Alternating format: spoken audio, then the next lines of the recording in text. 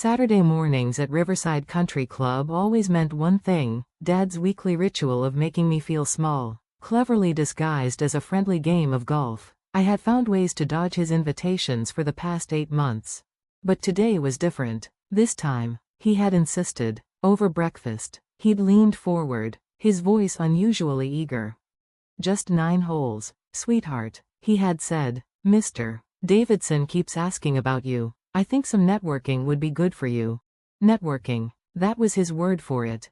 Now, here I was, standing awkwardly on the perfectly trimmed grass of the first tee at 8:15 a.m., wearing khakis and a polo shirt that made me look like every other country club regular. I was trying to blend in, but inside, I already knew exactly how the morning was going to go. Dad was practically glowing with anticipation as he spotted his prestigious golf group approaching. His playing partners were the kind of men who seemed to own the whole world between them. Mr. Davidson, of Davidson Industries, Mr. Chin, who practically owned the entire downtown district, and Dr. Williams, the heart surgeon who had worked on 2 U.S. senators. "Gentlemen," Dad said proudly as they joined us, "you remember my daughter, Sophia?" Mr. Davidson, with his silver hair and easy air of wealth, gave me a polite smile. "Of course. How's the job search going, dear?" Ah, there it was, the question I knew would come, the one that had been following me like a shadow every time Dad met with these men. Before I could open my mouth, Dad jumped in. "She's taking her time to find the right opportunity," he said quickly, being selective about her next move. Being selective, that was Dad's polite code for unemployed, at least in front of his successful friends. Mr. Chin adjusted his golf glove, nodding in approval. "Smart approach. The market's tough for recent graduates right now. No shame in living at home until the right thing comes along."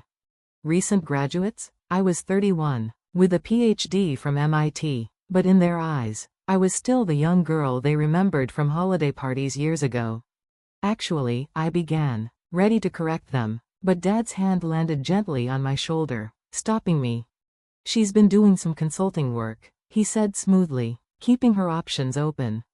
Consulting work. I nearly laughed out loud. That was one way to describe running a quantum energy company that had just developed a groundbreaking system for storing electricity, technology that could change the world.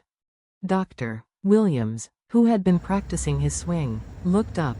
"You know, if you're interested in healthcare administration, I have some contacts at Presbyterian Hospital. Good benefits, solid career growth."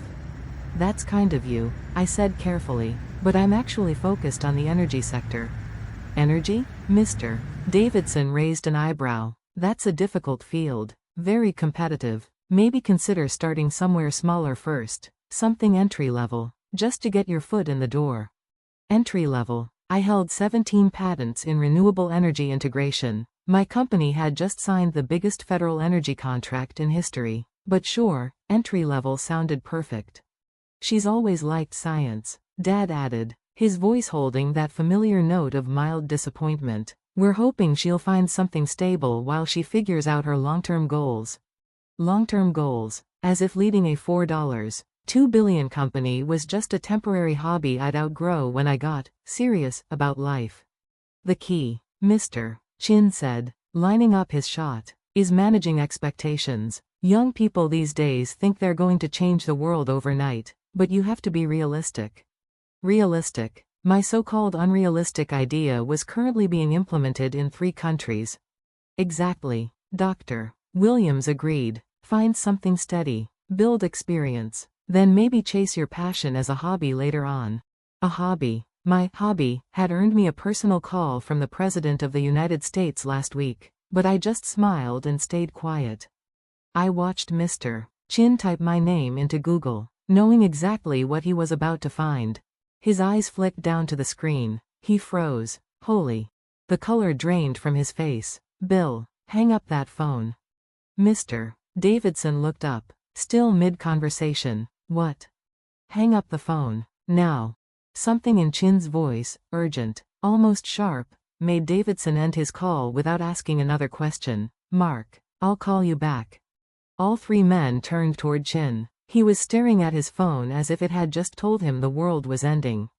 "Gentlemen," he said slowly. I think we might have made a huge mistake. Dr. Williams frowned. What kind of mistake? Chin turned his phone so they could see the screen. It showed a still from yesterday's CNBC interview, me sitting across from the anchor, smiling, with bold text across the bottom. Sophia Morgan, CEO, Quantum Dynamics Corp. $4.2 billion federal contract. Silence, the kind of silence where even the birds seemed to stop chirping. Dad's expression shifted, confusion, recognition, and then shock. Chin read from the headline. Yesterday's CNBC interview, CEO Sophia Morgan discusses revolutionary quantum storage technology and $2.8 billion Department of Energy contract. Davidson's phone slowly lowered. You're the quantum energy CEO from the news. The one who solved grid storage, Dr. Williams whispered. The youngest person ever to sign a multi-billion-dollar federal energy contract. Chin finished. All three men were staring at me now. Yes, I said calmly. That's me. Dad's golf club slipped from his hands and clattered onto the tee box. But your father told us you were looking for work, Davidson stammered. I didn't say that, I replied gently. Dad said that. The men's eyes turned to my father. His mouth opened, closed, then opened again like he was trying to remember how to speak. Sophia, he finally said, when you told me you were working in energy, you meant you own an energy company? I founded it, built it from nothing over the past 3 years. 3 years? Chin repeated slowly. The same 3 years your dad's been saying you were figuring out your direction? I was figuring out my direction, I said evenly. I just happened to revolutionize clean energy storage in the process. Dr. Williams was now furiously scrolling through his phone. Forbes 30 under 30, Time's most influential leaders, Nobel Prize nomination. Davidson blinked. The consulting work your father mentioned, that meant running a Fortune 500 company? I shrugged. That's one way to put it. The realization was finally hitting them. They'd spent an hour offering career advice to someone who had just changed the future of electricity. The entry-level jobs we suggested. Chin shook his head, almost laughing. We were trying to help you get junior positions in an industry where you're already a major leader. And we told you to meet people in energy. Dr. Williams added, you're probably on speed dial with half the world's leaders in the field. Dad's voice was still shaky. Sophia, why didn't you tell me? Because every time I tried, you acted like I was chasing something unrealistic. Remember when I mentioned my patent filings? You said you were worried I was wasting money. Dad looked down. I remember. And when I told you about the research facility, you asked if I could afford the rent. Chin looked up sharply. Research facility? You mean the 50,000 square foot complex downtown that no one knew who owned? That's the one. Bought it 2 years ago. Converted it into a quantum research lab. You own the old semiconductor plant? Yes. Paid $18 million cash. 3 sets of eyebrows shot upward. Sophia, Dad said slowly, what's your company actually worth? As of yesterday's market close, $4.2 billion, with the new federal contract, probably closer to $6 billion now. And your share? 73%. They all did the math in their heads. So you're worth? Chin began. About $4.5 billion. Dad sat heavily on the bench. $4.5 billion.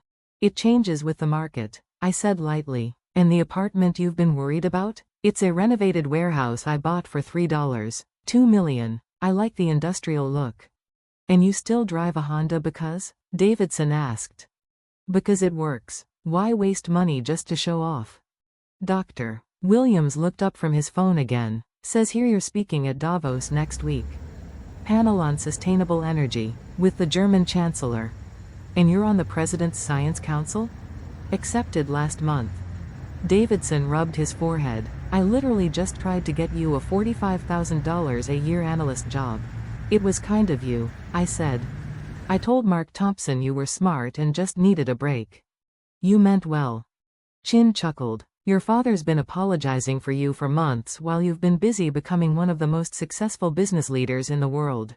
And we've been feeling sorry for him, Williams added. Dad finally gave a small, shaky laugh. All this time, I thought you were drifting.